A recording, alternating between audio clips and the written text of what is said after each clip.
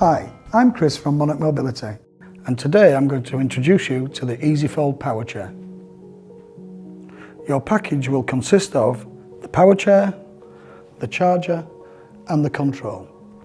The controller fits just underneath the armrest and fasten up using the knob underneath, and then connect the wires together. The controller can be fitted on either side. Attendant control is also available. Switch on.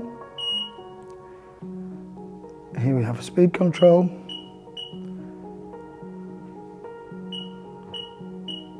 and a horn, and off. Here is where you guide your power chair forwards, reverse, or to either side. The power chair has a central fold-down footplate. Your power chair comes with its own charger, and the socket is located underneath the controller. At the back of the power chair, you will find a pocket in which is the instruction manual and the connection leads. Your batteries can be connected together using the lead provided, like so. Your battery will need to be charged for 24 hours prior to use.